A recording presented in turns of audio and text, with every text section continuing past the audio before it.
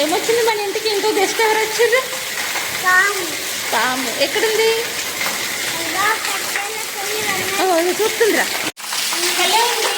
మంచిగా వర్షం పడుతుందని మంచిగా ఎంజాయ్ చేస్తున్నాను. వర్షం మీద బాగుంది. వర్షం ఎంజాయ్ చేస్తున్నాను. చేస్తుంటే అక్కడ నుంచి అతనికి దగ్గర నుంచి పెద్ద పాము వచ్చింది. నిజంగా ఎక్కడి నుంచి నా లైఫ్లో అటువంటి పాము వచ్చింది. అంత పెద్దగా ఉంది. ఒకవేళ కట్టె మిషన్ పెట్టినట్లయితే కట్టె లేకపోతే డైరెక్ట్ మా ఇంట్లోకి వస్తుంది. అంత పెద్దగా ఉంది.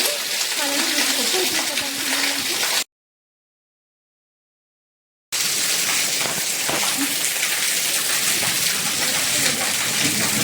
అది అటు వస్తుంది చూడు. ఇటే వస్తుంది, ఇటే వస్తుంది. అది చూడు, తగ్గ పెట్టింది చూడు. వచ్చింది చూడు. వెళ్ళింది. ఏం కాదు వదిలే.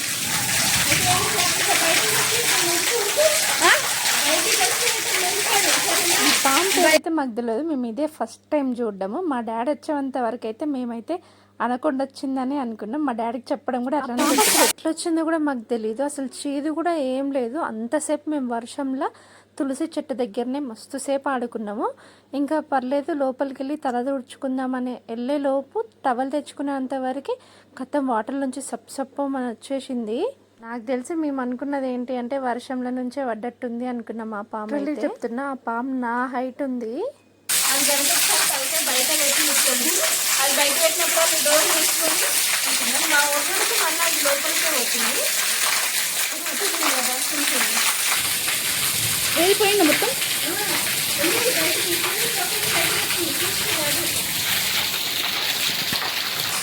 ఈడుంది. బయటకు పోతుంది. అటు పోతుంది.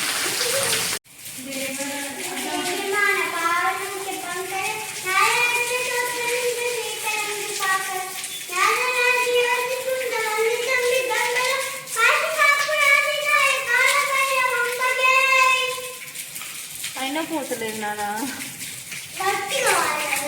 అక్కడే ఉంది. దేవరాజ సేవ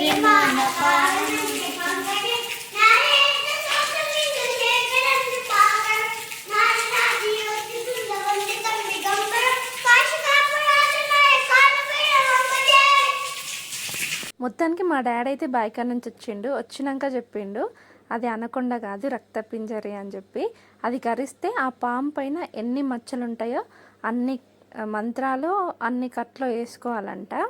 ఇక అటు ఇటు పెట్టి ఎట్లనో ఒక తీరుగా ఆ పామునైతే ఎలగొట్టినాం. మేము చూసిందే మంచిదైంది. లేకపోతే విహాను మేము ఎప్పుడు అక్కడే ఆడుకుంటూ కూర్చుంటుంటాము. అక్క ఊరు మొత్తం కరెంట్ అయింది, కానీ ఈ రూమ్లో మాత్రం వెలుగెట్లా వస్తుందిరా.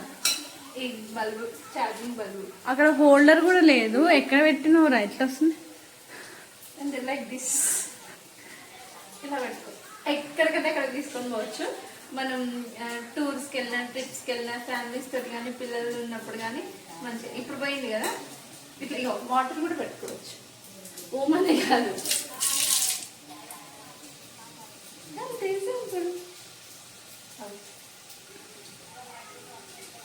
మీ ఇంట్లో ఉంటే కూడా మీకు తెలియకపోతే ఒకసారి ట్రై చేయండి కంపల్సరీ.